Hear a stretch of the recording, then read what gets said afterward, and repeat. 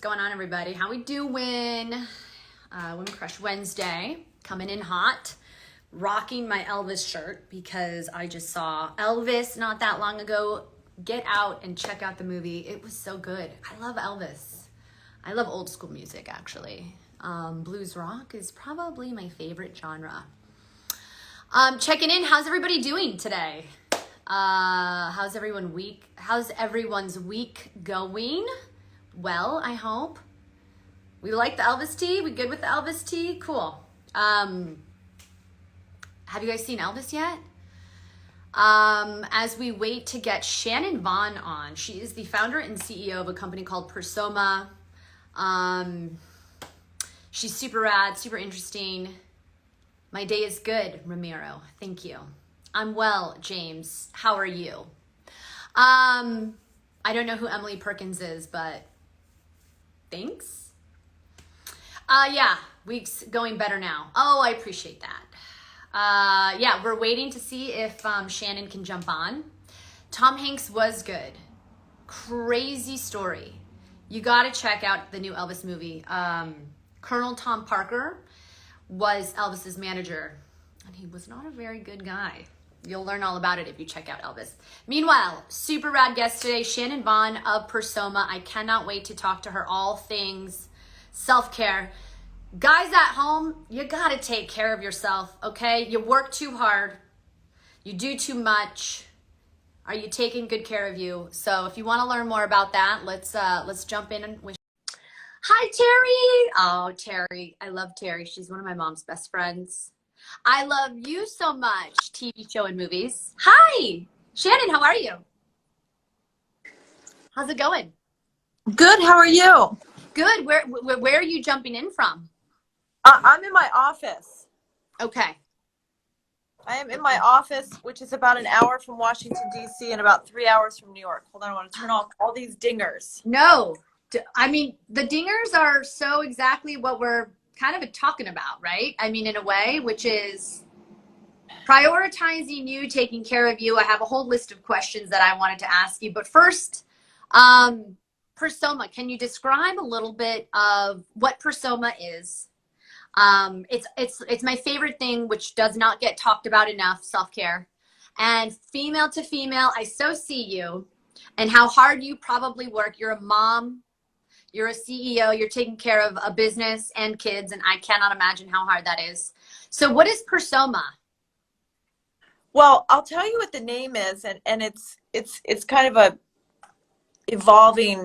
I think it has a meaning for everybody, but the core of the word is pure, which is the French spelling for pure, which most of our ingredients are coming from northern France, and Soma is a term that I learned in India when I was studying Ayurvedic medicine, and it means a transition to a better self. So it's that state that you're in of transition. And I find that is probably the most challenging and difficult time for a human being to be in that, let's say in your world, when someone is training for something, they're an athlete and they're training for something, that in between, I'm starting here and I'm trying to get here, is where all the work happens. And the same thing happens when you are going through school. So you're trying to transition to a career, or you're in the process of becoming a mother, or you are going through a divorce, or you're going through a breakup. Like that transition period is really hard because there's a lot of unknowns.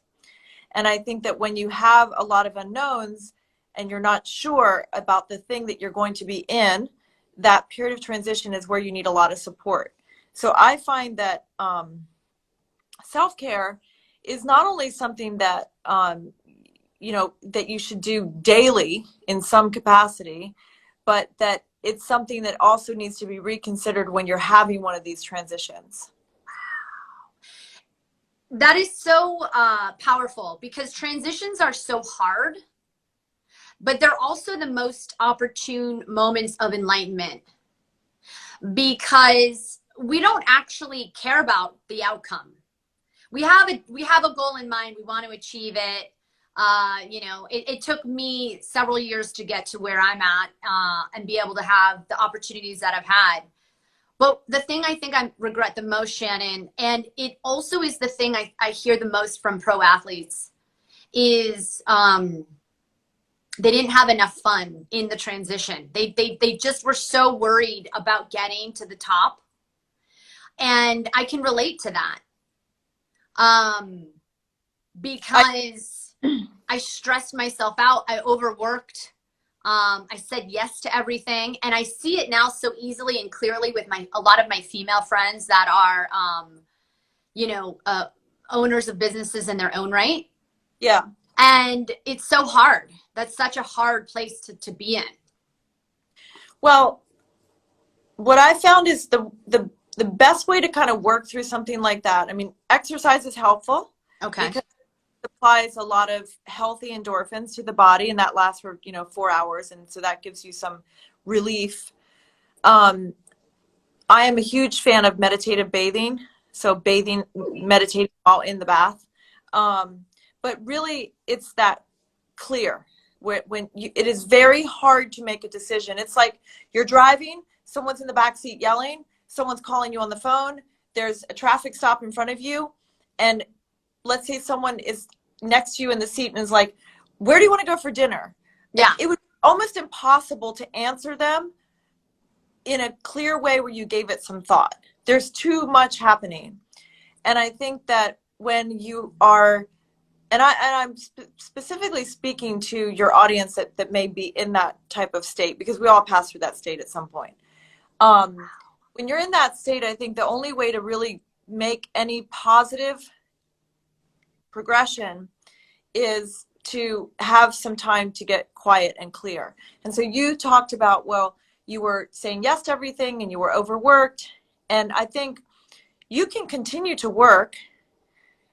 The saying yes to everything could be remedied by taking some time before you said yes, mm-hmm. and figuring out what you're going to commit to and what you're not going to commit to.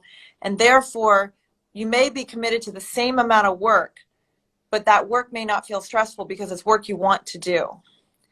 And so I think that, and I say this like as if I know what I'm talking about, but I say this because it happened to me so many times, where I'm only able to say this because I went through shitty transitions where and I say shitty because difficult transitions because I didn't have any tools. Yeah. I was just a chaotic mess. And then I went through them where I had coping mechanisms, and that was so much better. Like I knew what to do. Mm. And sometimes you have to upgrade on that. It is so much more helpful when you are going through difficult times to have the tools. And the reason why what you're saying resonates so much is because you're not speaking from a pedestal. You're speaking on my level as someone who has struggled with whatever, personal issue you've gone through, and I'm very public in talking about losing both my dad and my brother in the span of a year while trying to keep my job, while having panic attacks on camera. Like I'm having panic attacks right before my dad died and just still functioning somehow. I'm driving sometimes in my car, like fearful of having panic attacks. So the soma, like my body was literally telling me, you need to stop saying yes. You need to say, slow down, check in with yourself, and figure out what is happening to you. Because it was so out of my body. I wasn't really in my body. I wasn't feeling myself. And I think women, and I want to ask you why, but women have a hard time asking for help because are we afraid we're going to be perceived as weak or incapable? Do you notice that? Does that resonate with you that women are trying to take on everything? I mean, especially today's modern women, which is both trying to have a family, trying to have their career, pursue their career or own a small business and do it all while functioning. I mean, I don't want to take a part of your audience that may not have children out of this equation. So I'd like to answer that thoughtfully, in that asking for help is, I mean, I think about people that use prayer and why prayer might be challenging for some people. And I think a lot of times it's not about, do you believe in God? It's about the concept of asking something for help that you don't actually know how to do yourself, or that you can't visualize knowing how to do that. I think that's why prayer often is really hard for people, and it's not a God related topic. So I think that people in general have a hard time, in particular, I think in first world countries, because we are conditioned to perform and succeed and excel, and not ask family and friends and neighbors for help. I mean, I lived in communities. I lived in the Middle East for half, a large portion of my life. And then also in big cities, and then also in rural country communities. And I found that this concept of like reaching out and asking someone for help, whether you're a man or a woman, is very difficult. What I found even more difficult was if you are in a partnership, whether it's at work or at home, if you are not partnered with someone that you're able to communicate with, that will be almost impossible to ask for help. And so I think that if you're in the right environment with the right people, people will know that you need help. They will see that you're in a struggle or you're struggling, and they'll know that you need help. I had that happen to me. I had people intercept in my life and say, you need some support here, and I'm going to help you do that. Wow. And that was a new experience for me. Yeah, that was new. And so I think that, yes, you're correct that women have a lot of the thankless jobs in their domestic life while they're running a professional life, that either we just choose to take it on, or we just absorb those things and we don't really talk about that we need some delegation or some help. But I do think that is changing. I think the dynamic of a modern family, as women and men are all in the workforce and all raising kids, I do think that is adjusting. Yeah. I think so. Yeah, we're seeing it evolve in a way where I also think a girlfriend of mine told me this, which was really interesting. Back in the day, when a woman had a child, community supported, there was generations that lived in the house. So one child was getting maybe, grandma's help and the aunt's help and the mom's help. And now it's the opposite. There's one mom and maybe there's 3 kids in the house, and she's outnumbered, and, the partner's out maybe working. And so she's like left to feel maybe somewhat isolated, and is considered weak if she's, stressed out postpartum, all of those things. And so I'm very sensitive to the women who maybe don't feel comfortable asking for help because they didn't see their role model, the woman modeled at home doing that. I mean, I would say both my parents were deceased, one when I was very young. So I've never had help that wasn't hired. Oh. And there's been an occasional playtime, and a woman who has kind of substituted as a mother for me is very open to spending time with my daughter, but it's not like, hey, I've got to go here. Can I drop her off? I've got to go to the grocery store. I don't have that. I've never had it. So I think that is that is something that we're not really set up for, in our community, and families live very far apart. And so I think that, there are people that are saying, we're going to homeschool our kids because it allows us to have a network and a community where we all kind of help each other. So that concept of communal living, it is something that's diminished completely in our culture here in the United States. But it does exist elsewhere. And I think, there is a study that's on the name of the man that did this study over the course of 19 years. His name is Dan Buettner. And he researches where people live the healthiest, longest lives.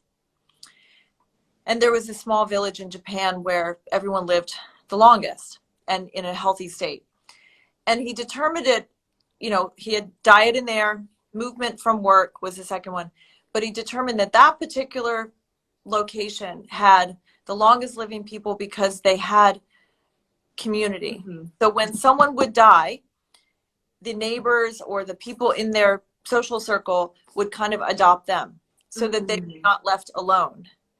And therefore they had the longest lifespan, which is evidence that it's not the exercise and the food that you do. I mean, those things matter, but that it was the community support and the effort that was made there. So I think that, you know, if we're able to reach out in small ways, I mean, I would hope that the purpose of Pure Soma is for us to be able to offer that to you without diluting because we sell a product, you know, because we're in a for-profit business. That was my way of saying, you know, when I went through losing one parent when I was younger. Then I went through some crisis when I was living in a foreign country with a country that was at war. And then I went through a year, like similar to what you had, where I lost my dad, lost a part of my business. I had a house robbed, and I had some health issues. And so when you experience those types of things and you find some sort of a solution, my only option felt like I wanted to share that with others. And it doesn't mean that everyone is going to adapt those practices. But for me, the only kind of seclusion I could have that was restorative, that was accessible and affordable, was taking a bath. The bathroom and take the 30 minutes, shut the door, make, you know, really, really hot water. You know, there's scientific evidence that says hot water immersion at 106 degrees helps you calm stress, helps increase metabolism, works with hypertension. There is scientific evidence on that. But so that sciencey stuff is happening physiologically to your body. But what's happening in your brain is as that happens, you start to calm down and get really clear.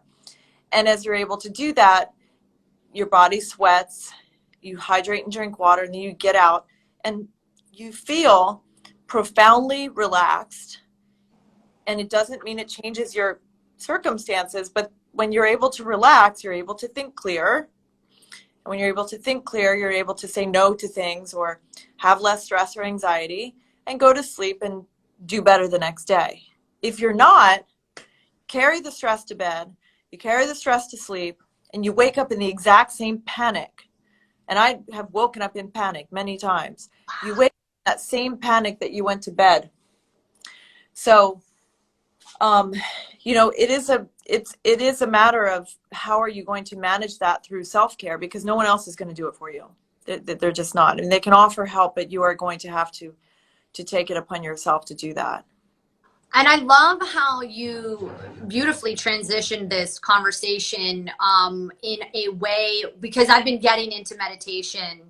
I started working with like a Tantra therapist, which is about a deeper connection to self. It's been really transformative. And one of the practices she told me was meditate for 5 minutes. Because some people, and maybe people that are watching, are like, oh God, meditation, you're going there again. But what happens is when I'm forced to not have the phone and to be still, I have either the best ideas, like I come up with like ideas that I'm like, oh, this was a great idea. Pat myself on the back. Or like you said, I take moments in my day where I become clear, conscious, and I can separate from like reacting, because that's the first thing we do when we wake up. We grab the phone and we become conditioned to be in reaction mode, and then we're not our best selves, and then we're saying yes, like you said, when we mean to say no. And I love how you created this, but it's in the bath. And like you said, it can be an affordable opportunity where you can't have the phone in your bath. Maybe it can, but that's really not ideal. And you take, like you said, 10 minutes or 20 minutes. How long are your baths usually?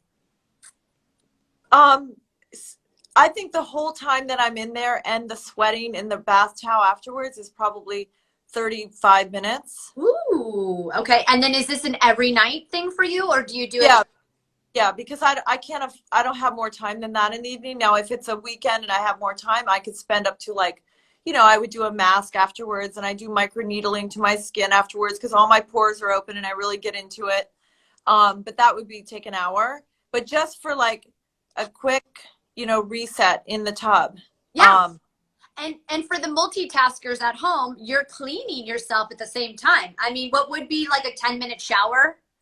You can get 20 minutes in the bath, and like you said, really utilize it as an opportunity to like assess the day. That's sometimes the thing that I get so frustrated with myself, Shannon, is I'm like, what did I do yesterday? Like when people ask me how was my weekend, I'm like, I don't remember. Oh yeah. Yeah. Or what are you going to do this weekend? I'm like, oh, hopefully nothing. Yeah. See, I'm not there yet. I'm like jamming my weekends packed to the gills, but that's just, I'm still in survival mode from like the grief in the morning. So the stillness I'm actually having to be super intentional about my stillness. Mm-hmm. I can't just be still. I can't just be unintentionally still because then I get uncomfortable with that. Well, I don't think that you're alone. I think that, we're human beings, and everything, if you sit there, everything is still moving, right? The lungs are moving, the organs are moving, the heart is moving. Yeah. Everything is moving, including the brain. So just because you're sitting in a chair doesn't mean that it's easy to stop the movement. But I think I give you that analogy again of like the woman driving in the car with all that stuff going on, and someone asks her what she wants to do for dinner. Like if she were to pull over the car and stop and calm everybody down in the back and turn the music down, turn off her phone for a second and look at the person and say, well, let me think about what I want to eat for dinner. And that might take a minute, but that little bit of stillness is a good practice. And I just find that the morning I have a meditation practice, but in the evening it's very, very hard for me to calm down quietly. And I don't use any type of stimulants, and I don't drink alcohol. And so most of the time. And so I think that I need that. And I also find it cuts sugar cravings.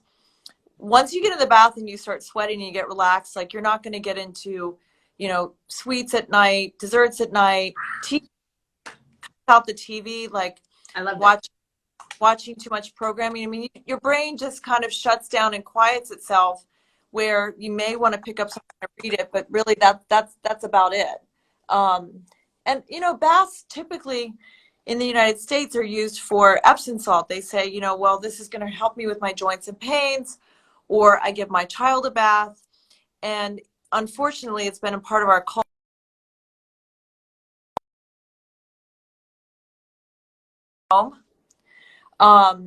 And that was really interesting. It was really interesting for people to say, I actually have time to take a bath now.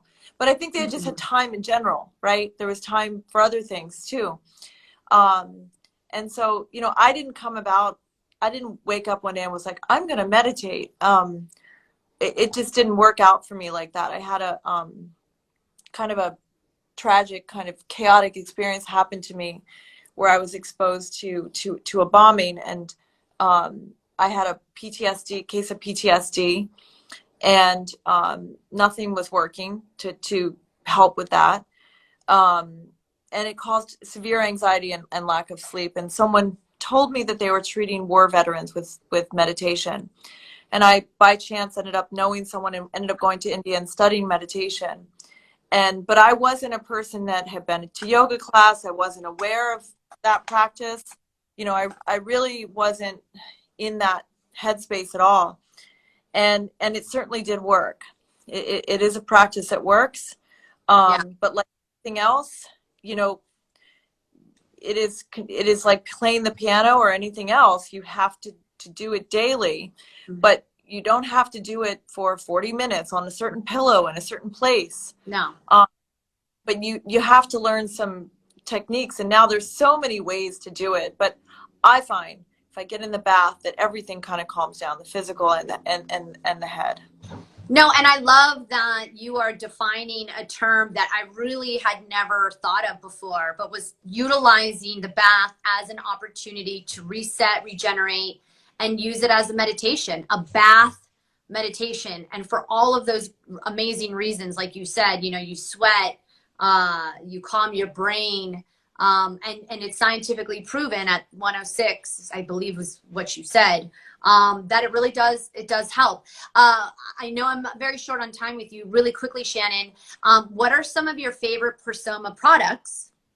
Because Persoma is the company you started that you're generating around, you know, a bath meditation process, which I love because maybe people don't want to just 20 minutes, you know, they think it's like they have to sit on a loofah and like do this. You know, meditation doesn't have to be that. And I really think people who are at home going, oh God, you know, meditation again, do it for 5 minutes and think, and if your thoughts keep coming up, write those down, because those are the thoughts that are probably cycling through your head.